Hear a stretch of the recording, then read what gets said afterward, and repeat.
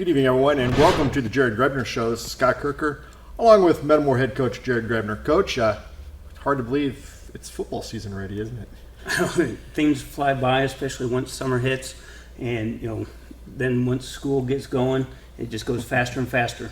Yeah, last year the first game was like 97 degrees. It was hot. It wasn't football weather. And then the rest of the year it rained. This year, Friday night looks like it's going to be a pretty nice night. It'll be in the 70s at kickoff and be a perfect night for football. Yeah, you couldn't ask for anything more than that. It seems like sometimes we'll have some cooler weather, recently at the beginning of practices, and then all of a sudden it's 95 degrees Yeah. on opening night, and so you're not quite used to it.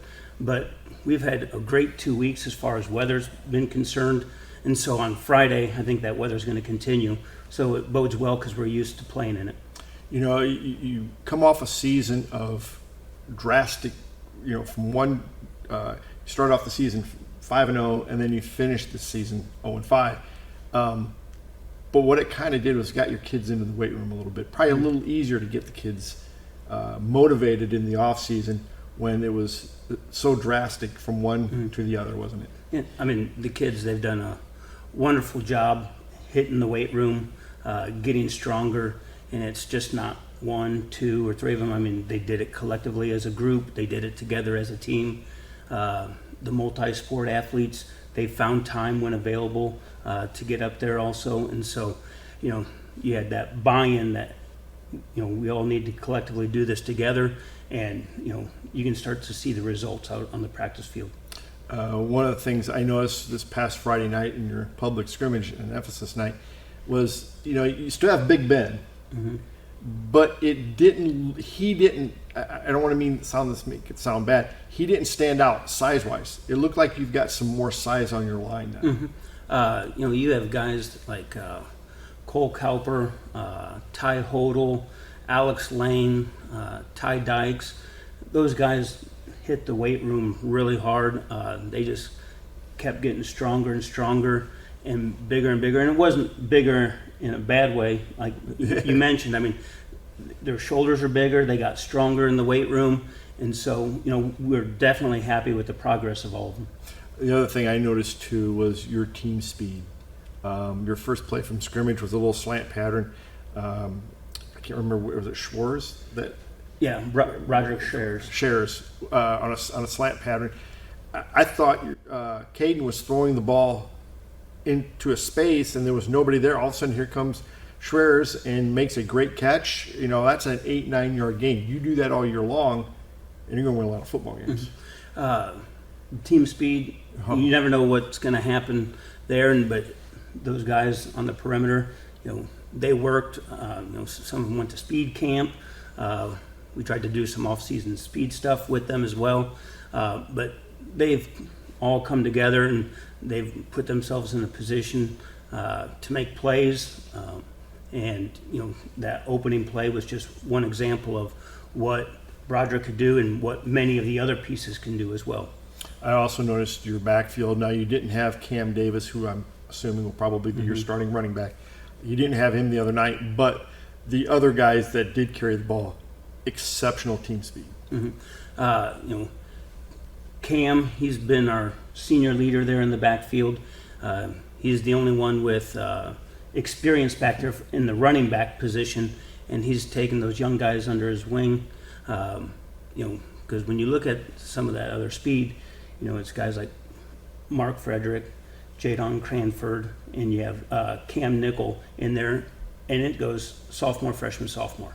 Yeah. And so, they're a little bit younger. There's going to be mistakes, but they've come along and they've worked hard. Yeah, and that speed is something we haven't had a lot of over the years, but when you do have it, it is a nice commodity to have. And I noticed that, when we do have team speed like that, you go back to the old 07 teams and then the 08 and 09 with Aaron Peters and Michael Fay. Those guys were awfully fast. In the 07 when you had Duvendak and Brock Gray, just speed is something is very difficult to emulate for the other team. Definitely. for when we're on defense at practice, it's hard to, emulate, like you said. It's nice to have those guys back there giving us good looks. It's something that you really can't always teach. You can work on it and get a little bit better, but, when you guys have that speed, it's a luxury that you don't really, that you take for granted until you don't have it, because, that speed can make up for a lot of different things. Yeah. And, last year I thought our offense was pretty solid. We did a pretty nice job offensively. We scored points, and maybe in some ways we just didn't score enough, but that's tough to do in every high school football game. It looks like your team this year might have the ability to be explosive at times. I think there's chances to make big plays a little more often. Yeah. We were a little bit more, 3 yards in a cloud of dust. We didn't have a lot of, 60-yard touchdown runs and 40-yard touchdown runs. A lot of those were through the passing game as far as the big plays were concerned last year. I think we do have the ability to possibly do that in multiple ways. So you're saying we're in scoring position anywhere on the field? That'd be nice to always say that, but Yeah. I think with those explosive bursts from some of our speed backs, I think we have the ability to possibly do that a little bit more. It also looked like when you were rotating some kids in and out, that it looked like you had some depth offensively too, on the offensive line, in your backfield. Oh, absolutely. You look at guys like Max Largent, for example. Max played running back and fullback his first 3 years in the program, and he just kept getting stronger and stronger. And we felt that we needed a little bit more depth, and we had guys like him in the program unselfishly come along, and he went in there at guard. He embraced his new role. He's just a typical Metamora senior that will do anything for the team. He embraced a new role on defense as well, and so he's come into his own. And it's guys like him that kind of make that whole team work. Yeah, it's nice, and that has been a Metamora staple over the years. You go back, all the years, even before Pat, with Rich Kaler and with Coach Helmick, they always found somebody that you maybe had forgotten about to be a player. And every year it just seemed like there was 1 or 2 or 3 kids that, where did he come from? And they always end up being, a big contributor to either the offense or the defense. Oh, and that goes on both sides of the ball. And there's guys that, all of a sudden you get out there and, they put the pads on, and all of a sudden their stock rises, and you're like, wow, man, they've really taken some big steps from their junior year to their senior year, and that you feel comfortable putting them in any situation. We haven't talked about the defense yet, but when you talk about these juniors who have come along, and one of the things that I attribute that to is the fact that Metamora plays a JV schedule. They've made that JV game, or that underclass game on Monday nights, a JV game. It's legal in the Mid-Illini Conference. Not too many schools take advantage of it. You guys have. And that's why I think some of these juniors now, as seniors, are able to contribute, because they didn't have that lost year in there. They were able to play their junior year and not wait for Metamora to get up by 40 points before they got playing time. They were able to play some meaningful minutes on a Monday night. And nothing can ever replicate a game. Yeah. And so you can try as hard as you want in practice and everything like that, but it's just different once you get underneath the lights, and getting them some experience whenever possible in those types of scenarios is only beneficial to everybody. Well, you're going against somebody that you don't know. It's not your friend across from you in practice, and there's always a little bit of a. It's different when you're playing against your friend in practice. When you go up on Monday night, you're playing against somebody that you may not know very well, and they're trying to beat you, and you're trying to beat them. And I just think that last year your underclass, your JV coach Steve Kieswetter just did an unbelievable job. He went out to win games. He wanted to win, but he also wanted to make sure that all those kids got quality playing time. And there were times where we'd get down to the 5-yard line, and Cam Davis had already played his 3 downs, so he came out, someone else came in, and we didn't score. That's okay, because he got somebody else some playing time. And, a lot of other coaches from other schools noticed that. And they just, they'd sit there and say, yep, that's why Metamore is going to be Metamore again. And Coach Keith Sweater and, Coach Kurt, even at the freshman level, they do a tremendous job of developing young talent, putting them in scenarios where they could succeed and where they all get opportunities. And so that's something that we try and strive for. It's never going to be perfect. No. We're all human. We're all going to make mistakes, but we always strive to put all those players in positions to be as successful as possible and to eventually improve for that when they're ready and able on Friday nights to play at the varsity level, that they're more than capable. I think people have to understand too that probably why some of these other schools don't do the JV thing is because that JV team, the players you play on Monday night that are juniors, you don't really know exactly who you're going to get until maybe Saturday morning or Monday morning when you find out, okay, this kid played 6 plays or whatever the minimum you can play them on Friday nights and still play Monday. You may not have the same 5 or 6 kids playing every Monday night that are juniors. It may be different, and that's hard to keep track of. And you guys do an unbelievable job of that. And it is always a fluid situation. We might be playing a team that likes to ground and pound, and instead of having a corner in the game, we throw in an extra safety, so that corner doesn't get that game experience. So every now and then we'll say, all right, hey, you'll get the first quarter on Monday night, and that way they're still getting that game speed, those reps, and able to get after it. Or if you blow a team out, that can be a double-edged sword there too, because you're playing them most of the second half. That might eliminate some of those kids from playing Monday. Mm-hmm. And you always just got to be careful, be open, be honest, make sure everybody knows where they stand. But yeah, it's beneficial for all. It just takes a little bit of extra effort to find out who's, because what's a state rule? You can't play 4 play or 10 plays, whatever it is, and then you have to wait 72 hours or something like that. You cannot play on that very next day if you've played in any part of the game, unless there's been a weather delay or something like that because of lightning. But yes, there are rules in place. When you actually read the rule, it talks about not playing in two games, it says you're suggested to play in 1 game. If you do play in 2, it's recommended that you only play one way, as far as the verbiage is concerned. So, but you guys do it. That's just a tremendous thing you guys have done of keeping track of that. Got off subject there a little bit. Let's talk a little bit about your defense.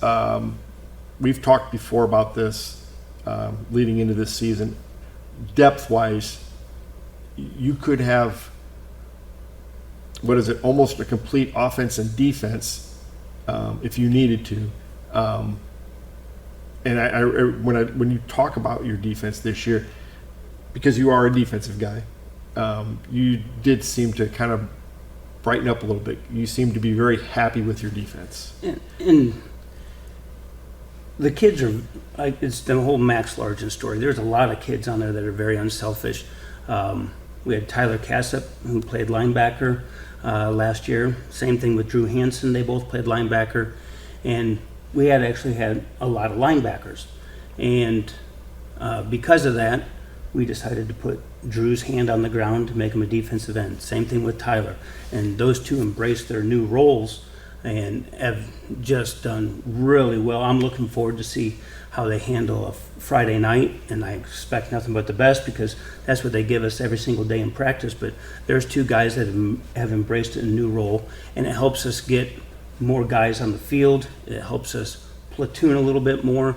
We won't have a ton of 2-way players. If we do, it's almost like they're 1.5, where we find ways where we can get them off the field, whether it's offensively or defensively. It could be a situational type of thing.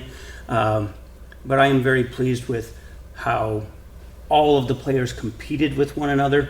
I do think having an offensive side and a defensive side, for the most part, has allowed us to compete really well in practice, and put you in Good different looks. scenarios. You give each other good looks. Offense sees good looks. Defense sees good looks. And so it's just a luxury that's nice to have this year. We were talking one night last week, and you were talking about some of the scrimmages you had, and one day the defense would look really good, and then the next day the offense would look really good, and you were saying, it upset you. Then you had to stop and think, wait a second here, I've got two complete units out there. Nobody can look, both sides can't look good at Yes. the same time. So somebody had to look better one night, and it was something you just had to realize. Yeah, and it's something that, of course, kind of being a defensive guy, you always like to see the defense do well, but then you're like, man, well, if the offense is doing well, that's a good thing too. When they're out in the field and when they're scoring points, it takes pressure off the defense. So it's always good to see them do well, and you got to always just look at both sides of the ball.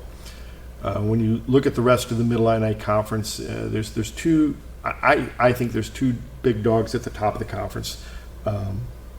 Returning conference co-champion Pekin, and then a Washington team that underclass, very, very good. They're going to be underclass heavy this year, but I would think those two teams are probably the favorites.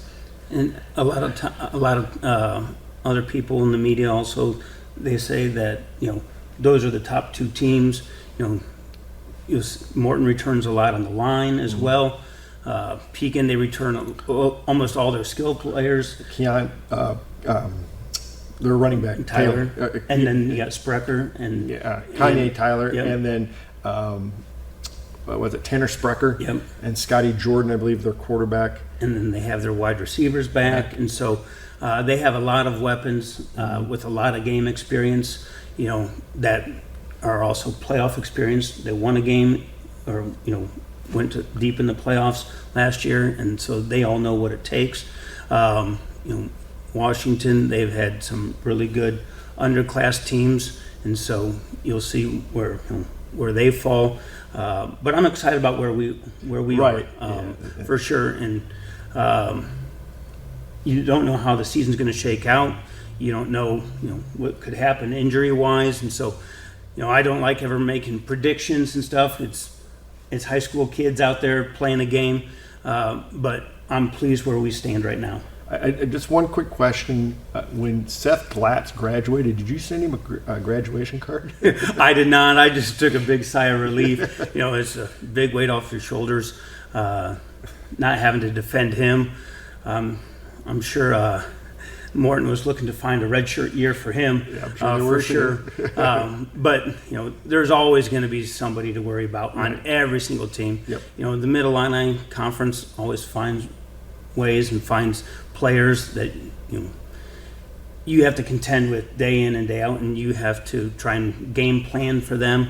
And it's just a good conference from top to bottom, and you'll be in a dogfight to win the Mid-Illini this year. The way your team looks right now, it does look like every night teams are going to have to come to play you, and there's no looking past Metamore, that's for sure. If there's one aspect of your team this year that has surprised you, what would that be?